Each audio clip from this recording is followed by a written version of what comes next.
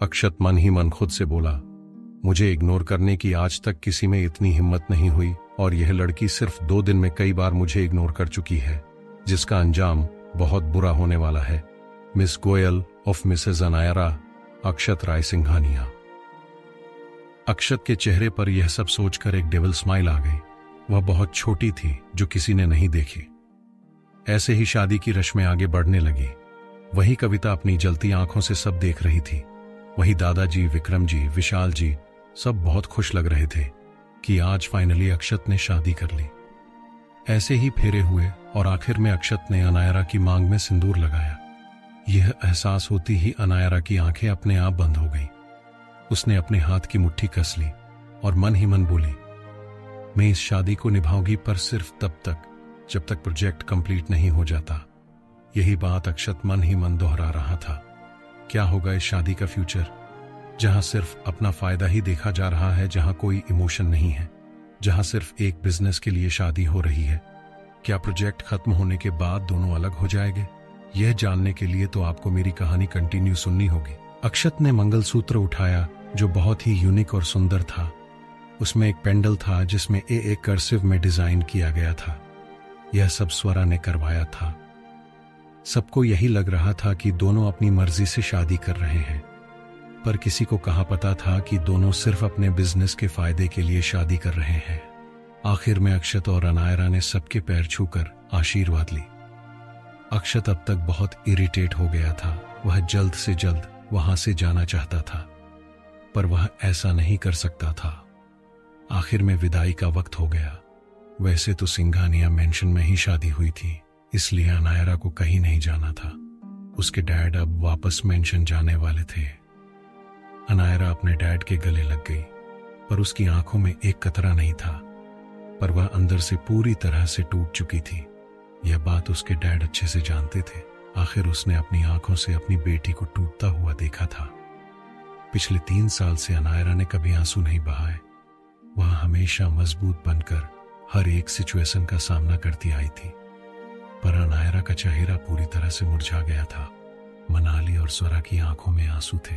आखिर किसी की भी विदाई क्यों ना हो रही हो, हर लड़की शादी देखकर अपनी शादी को याद करती है, और यह भी याद करती है कि वह भी शादी के बाद अपने परिवार को छोड़कर एक नए परिवार के साथ जुड़ गई थी।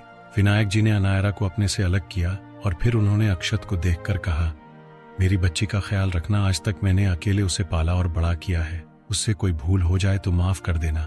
मैंने उसे हर एक चीज सिखाई है।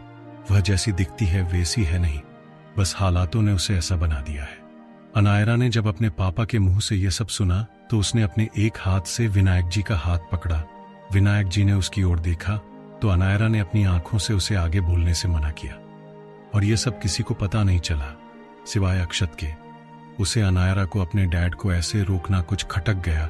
उसे शक होने लगा कि आखिर अनायरा अपने डैड से क्या बोलने से मना कर रही है, पर उसने कुछ ज्यादा ध्यान नहीं दिया। अनायरा अपने डैड से मिली।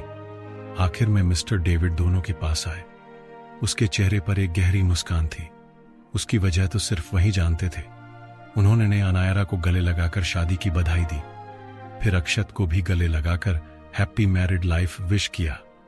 आखिर में अक्षत ने बिना भाव के अनायरा से कहा, बाहर मीडिया खड़ी है, हमें उसके पास जाना चाहिए। अनायरा ने अपना सर हाँ में हिला दिया और दोनों मेंशन के मेन गेट की ओर गए। मीडिया को मेंशन के अंदर नहीं आने दिया था, क्योंकि अक्षत के बहुत सारे दुश्मन थे और उस पर हर वक्त खतरा रहता था। इसलिए उसने शादी में भी करीबी को ही इनवाइट किया था। जब अनायरा और अक्षत गेट के पास पहुंचे, एकाएक फ्लैशलाइट दोनों पर पड़ने लगी। मीडिया वाले उसकी तस्वीरें खींचने लगे। मीडिया वालों ने सवालों की बौछार कर दी थी। सर, आपकी लव मैरिज हुए हैं या फिर अरेंज मैरिज? मैम, हमने सुना है आप दोनों बिजनेस राइवल हैं, तो आप दोनों ने शादी करने का डिसीजन कैसे लिया? क्या इसके पीछे कोई वजह है? क्या आप सच में एक दूसरे से प्यार करते हैं? ऐसे न जाने कितने सवाल मीडिया वालों ने दोनों से किए। दोनों में से किसी को हैरानी नहीं हुई कि वह लोग उसे ऐसे सवाल कर रहे हैं, क्योंकि दोनों को अंदाजा था कि यही सब होने वाला है और दोनों पहले से ही इसके लिए प्रिपेयर थे। अक्षत आगे आया। उसका चेहरा सख्त था। एक पल के लिए मीडिया भी डर गई और सवाल करने बंद कर दिए, क्योंकि पूरी दुनिया अक्षत के गुस्से को जानती थी। वह गुस्से में बिल्कुल राक्षस बन जाता था। अक्षत ने मीडिया वालों में से एक के हाथ से माइक लिया और दूसरे हाथ से अनायरा की कमर पकड़कर अपने करीब किया।